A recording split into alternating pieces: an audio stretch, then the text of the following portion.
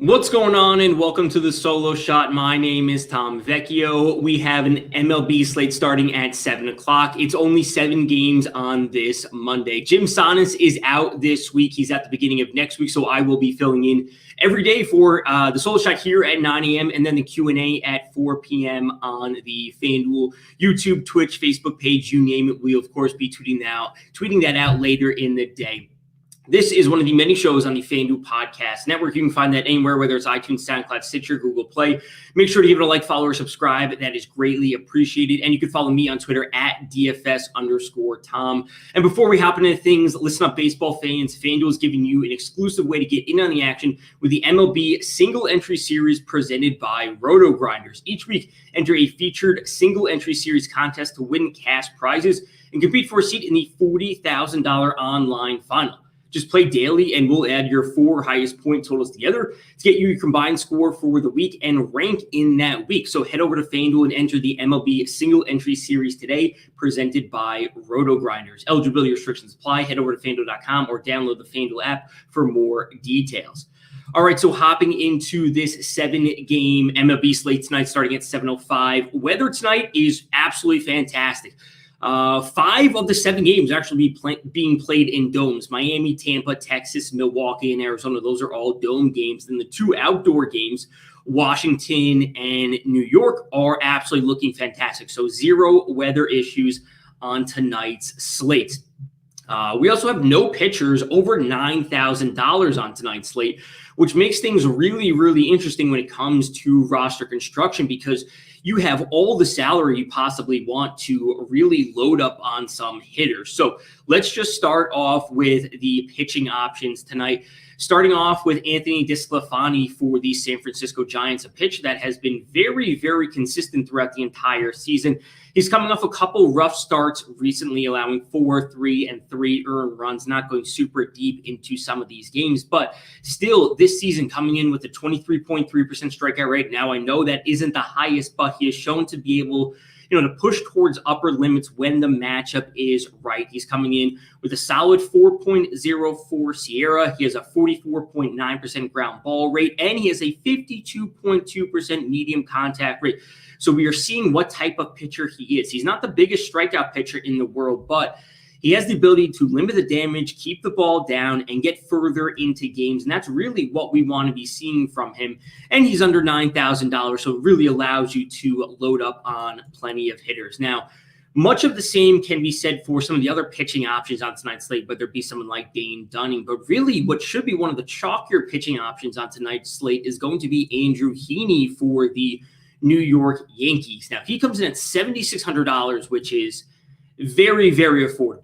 It's also very, very affordable for a pitcher that has a 28.2% strikeout rate like Andrew Heaney does. So if he's going to be chalky, we're wondering, why is he going to be chalky? And below $8,000 for a pitcher that has a 28.2% strikeout rate is obviously fantastic. The issues with Andrew Heaney can come from the fact that he's allowing 1.53 home runs per 9, which is, of course, not great. He is now making his New York Yankees debut at Yankee Stadium, which, of course, is a great hitter's park, going up against the Baltimore Orioles. Now, while the Orioles aren't the most dangerous team in the league, they still certainly have some power in that lineup. And with Heaney allowing over 1.5 home runs per 9, we can see that there is certainly some danger here, but it is still worth the risk because of his strikeout upside, which is greater than Anthony DeSclafani, who's only sitting at 23.3%. And Heaney still is a good pitcher. His 41.4% fly ball rate overall isn't great. It's something that, I would love to see a little bit lower, but the 51.8% medium contact rate is solid. Going up against this Baltimore Orioles lineup is something that we shouldn't be too afraid of overall. Do I expect him to probably give up, 1 or 2 home runs in the grand scheme of things? Yes, but we still see Baltimore struggling overall versus lefties this year. It's not really a match I'm going to be too worried about. So I will be rolling with Andrew Heaney and Anthony DeSclafani as 2 of my favorite pitchers on tonight's slate. I know why Heaney is going to be super popular with that higher strikeout rate at a cheaper salary. So expect him to be very popular, and then expect Heaney probably to be paired with a few of the Yankees hitters which we'll get to in a little bit. So really, DeSclafani, $8,700. I think that he's probably going to be my favorite overall pitching option just due to the safety that he has. And realistically, the matchup for him versus Arizona and the matchup for Heaney versus Baltimore are relatively comparable when it comes to the offenses that they're facing. Sure, the higher strikeout upside is going to be lying with Andrew Heaney, but I like the safety that DeSclafani brings in a better park in Arizona for him, and just the fact that he gives up fewer home runs. That I do think that there's better safety with DeSclafani. But the higher strikeout rate and higher strikeout upside should be coming from Andrew Heaney. So certainly looking there for both pitchers tonight. I think that they're both firmly in play. And then looking to Tyler McGill for the New York Mets, a pitcher that does not have a large sample size. He only has 35.1 innings under his belt this year, his first year in the majors. He does carry a strong 27.1% strikeout rate, a 7.6% walk rate. We'd like to see that slightly lower, but he has a very strong 3.77 SIERA, a 44.6% ground ball rate, and a 51.6% medium contact rate. So he kind of has the best of both worlds when it comes to what DeSclafani brings with that strong medium contact rate and ground ball rate, but he also has a 27% strikeout rate, which is obviously fantastic to see because he's going up against the Miami Marlins. So this is where I think that a lot of people actually should be looking when it comes to McGill, because he has, again, the best of both worlds for what DeSclafani and Andrew Heaney are bringing. Now, we look to the strikeout rate for the Miami Marlins this year. It's not great, coming in at 25.1% versus right-handed pitchers. That is the 8th worst in the league. They're carrying an 89 team WRC plus versus righties this year. That is 20th in the league. They're carrying a 139 team ISO versus righties. That is 28th in the league. This is a Marlins lineup that you should not be afraid of in any capacity. We just saw them score, what was it, like 4 or 5 combined runs in the 3 games versus the Yankees over the weekend. We know that this is really the downside of their lineup, especially removing Adam Duvall, removing some hitters from their lineup. Like, they have taken a step back when it comes to their power. So I'll certainly be looking to McGill tonight alongside DeSclafani and Andrew Heaney. I think that these are really my 3 favorite pitchers on tonight's slate. I'll be rolling with DeSclafani just due to the fact that he has shown, at least in the grand scheme of things, a better or a higher level of consistency throughout the season, considering McGill only has 35.1 innings pitched at the major league level. I'll certainly be siding with the veteran in what is an equally weak matchup going up against Arizona. I'll be taking plenty of shots with McGill, who's only $8,500. And then that strikeout upside really should lie with Andrew Heaney tonight at $7,600. So the pitching on tonight's slate is pretty clear. I think that, I know some people can take some shots with Dane Dunning at $7,600, a player that really hasn't shown a high strikeout upside. He also rarely fails to go 6 innings. Or he's failing to go 6 innings in a lot of these games despite pitching strong. We're looking at some of these game logs where he's going 4 innings, giving up 0 earned runs, has 4 strikeouts, and then he just doesn't get that deep into the game because he can't keep his pitch count under control. So he's not putting himself in a spot to, potentially pick up a few extra strikeouts or even the QS points on FanDuel, which we know can boost the player's value, especially when he's under $8,000. So the top tier, I guess we're going to call it the top tier pitching tonight, or the top options tonight on pitching, are pretty straightforward. And I think that this is really where we're going to see a good amount of chalk on tonight's slate. Again, only 7 games, so we're not dealing with a whole lot of options, but the few that we have, the top, are certainly looking pretty strong. Now, when it comes to the hitting options on tonight's slate, this is where we're probably going to see things be very, very chalky. And I think that's going to be leading off with the New York Yankees. They're at home with their new and improved lineup going up against Jorge Lopez from the Baltimore Orioles, a pitcher that comes in with a low 20.4% strikeout rate. He's allowing 1.50 home runs per 9. He has a 9.8% walk rate, which is certainly not good. His fly ball rate is actually very low, sitting at 28%. 48.7% ground ball rate, but does have an 18.8% home run to fly ball ratio, which we know is not great.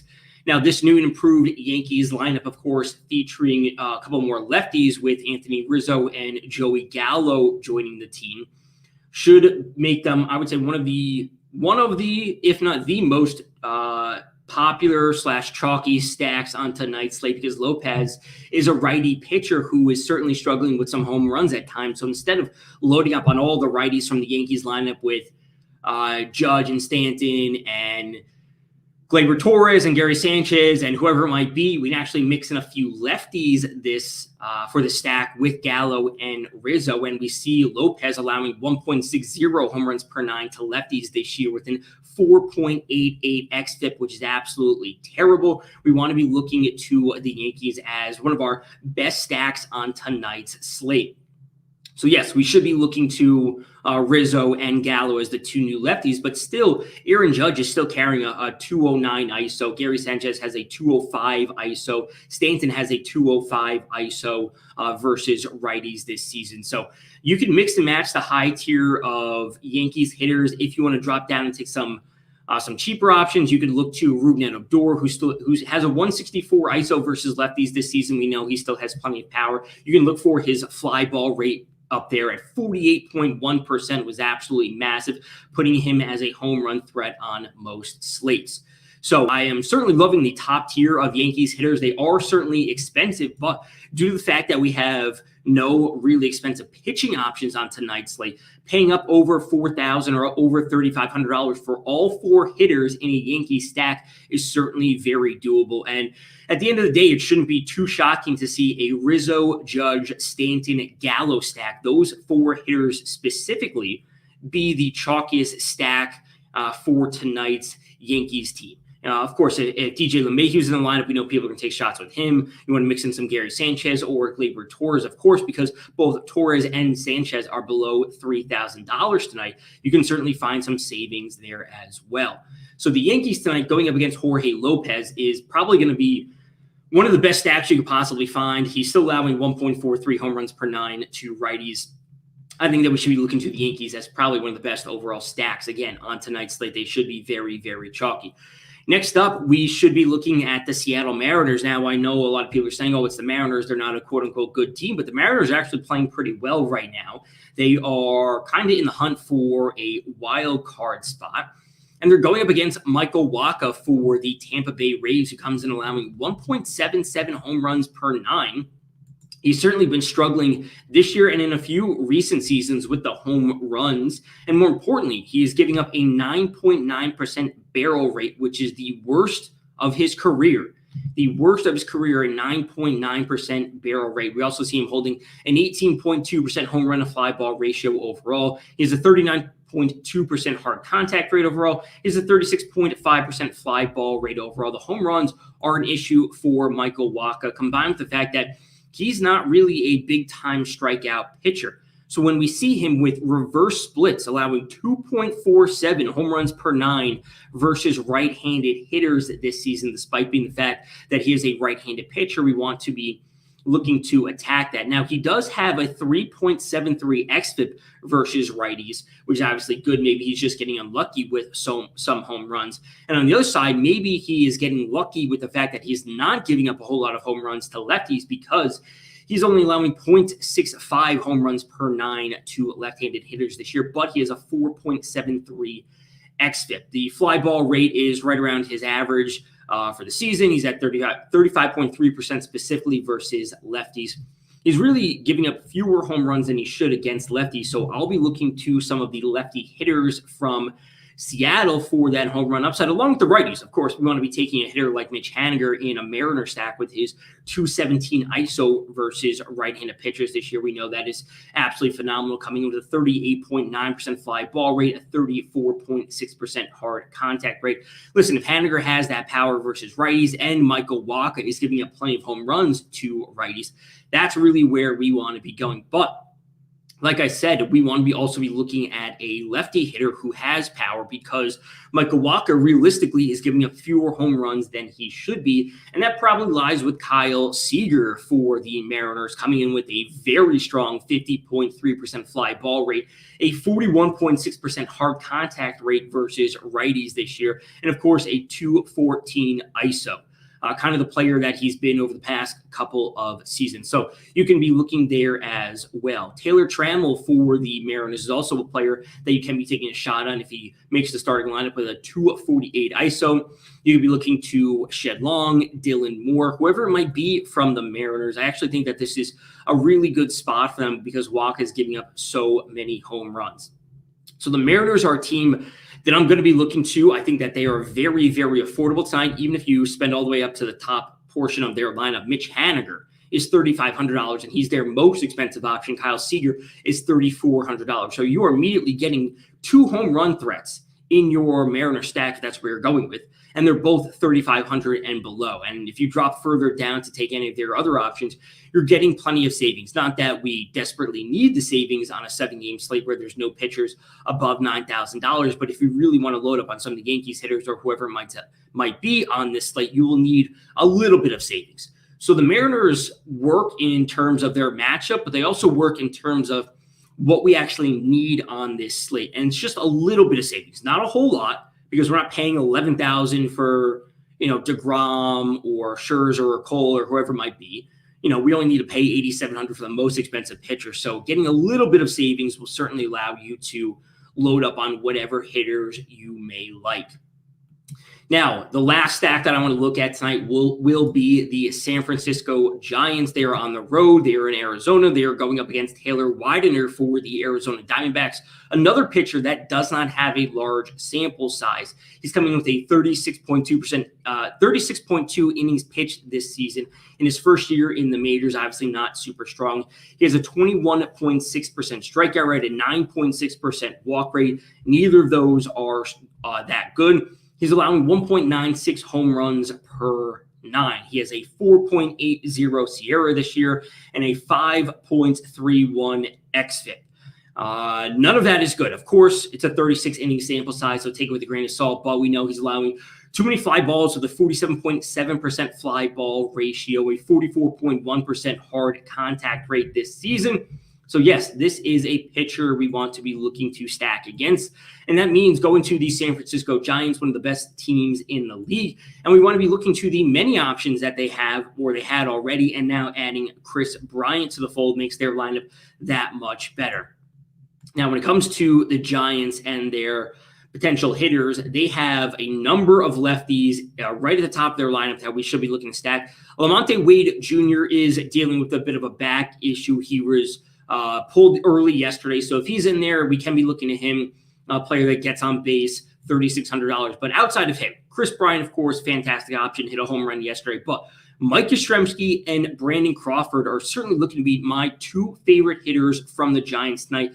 Mike Yastrzemski coming in with a 52.1% fly ball ratio and a 34.9% hard contact rate versus righties this year. Brandon Crawford is at 45.3% fly ball ratio and a 38.5% hard contact ratio. Absolutely fantastic numbers. Mike Yastrzemski, 0.303 ISO versus righties this year is absolutely phenomenal with his 134 WRC plus. Also looking to Brandon Crawford with a 267 ISO and his 159 WRC plus. They are shaping up to be 2 of my favorite hitters on the entire slate, kind of regardless of price or regardless of position, outside of Rizzo and Gallo for that home run upside from the Yankees. I guess we're just rolling with a bunch of lefties on tonight's slate because we have so many righty pitchers that are allowing too many home runs. So the Yankee stack and the Giant stack are really where I'm going to be starting things off on tonight's slate. And then if I can fit in DeSclafani, I'll drop him in the lineup. And if I need to take some savings, maybe swap a few players out, go with a 4-3-1 stack, maybe filter in some Mariners players for a little bit of savings, get them in there. If I need to drop down and take some shares of Andrew Heaney when it comes to roster construction, certainly do that. But overall, San Francisco is also pretty affordable. Chris Bryant is $4,200. He's the only player above $4,000. Now, if Lamonte Wade Jr. actually does play, he's $3,600. I think he's absolutely a player you want in your lineups. But even if he doesn't play, you could roll with Bryant, Yastrzemski, Crawford, Buster Posey, and you have a great 3 or 4 man stack right there. So the Giants versus Taylor Widener is a stack that I'm going to be going to very, very heavily tonight, right after the Yankees. And I might say that the Giants are my second favorite stack. I think Seattle is going to be number 3 just based on the fact that they have a little bit less power compared to the Yankees and the Giants. But I think Seattle is somewhat necessary tonight, at least in my eyes, because they do have a great home run matchup against Michael Wacha, and they offer a bit of value. Again, we don't need a ton of it, but they still offer a bit of value. So I'll be, of course, looking to the Yankees at home, which is just factually a better hitter's park than Arizona, which is why the Giants are number 2 behind the Yankees. But I'll still be looking to them very, very heavily against Taylor Widener because, listen, even if they don't put up a whole lot of runs against a young pitcher, once they get to the Diamondbacks bullpen, which is not good, they will be in a spot to hit plenty more home runs and post plenty of fantasy points. Now, the final things on tonight's slate, the 3 final things. Number 1, I'm kind of interested in the Mets tonight. Now, right now on FanDuel, there's no pitcher noted as the starter for Miami, but it's expected to be Jesus Luzardo for the now Marlins. He was traded last week for whoever was going from Oakland to Miami. So he is expected to be the starter for Miami tonight. So if he's going to be in there, this is a pitcher that you can be looking to attack due to the fact that he allows too many home runs. Only 38 inning sample size this year, but he's allowing 2.61 home runs per 9. He can strike out some hitters, but he's allowing too many fly balls and a little bit of hard contact. So looking to stack the Mets tonight. If we get confirmation that Jesus Luzardo is actually the confirmed pitcher for the Miami Marlins, that's one thing I will certainly be looking to one team will certainly be looking to stack. And, maybe if everyone does their research early before Luzardo is added to the player pool as the confirmed starting pitcher, people won't be on the Mets. Like they'll be very under the radar, which I think is great. And we can look to some of their power upside, of course, with the addition of Javi Baez to their lineup alongside Pete Alonso. I think that should be a nice stack to go to. And then when it comes to the pitching options, Eric Lauer tonight at $7,500. Listen, he's obviously very affordable. He doesn't have a massive strikeout rate. He's going up against the Pirates, which I think we'd all agree is a team that we're not particularly worried about when it comes to their overall power. We look at some of his recent game logs and we see that he's going pretty deep into games and he's only allowing 1 or 2 earned runs. It's the fact that he is ending 6 innings with 1 earned run and 3, maybe 4 strikeouts, which limits his upside. So like Eric Lauer in terms of his matchup and his salary being only $7,500 and going up against the Pittsburgh Pirates. But I don't know the fact that he is, not a big strikeout pitcher overall. And that's really what the issue is. When we're looking at his salary at $7,500 and we're looking at Andrew Heaney, who's also $7,500, why would we go with Eric Lauer at a 23.4% strikeout rate when Andrew Heaney's up there at 28.2%? So I do like Lauer based on his matchup against Pittsburgh. I just don't love the lower strikeout rate. So I'm a little bit interested in Lauer just to differentiate the player pool. But I'm not like going all in on him just because I know that he's going to be having a limited upside. And then finally, the home run call on tonight's slate. That is going to be Brandon Crawford for the San Francisco Giants. As I just mentioned, going up against Taylor Widener, a player that is a pitcher that is allowing far too many fly balls, a young pitcher that has a smaller sample size, but still a pitcher that we can be looking to attack. And then Brandon Crawford, obviously a lefty with that power, over a 40% fly ball ratio and coming in with just under a 40% hard contact rate, really hitting the mark of where I like to look when it comes to targeting home run hitters and their given matchup. So Brandon Crawford is my home run call for tonight. He is $3,200. I think he makes a fantastic option as a one-off play for going with like a 4-3-1 stack or folding him into a larger Giant stack against Taylor Widener.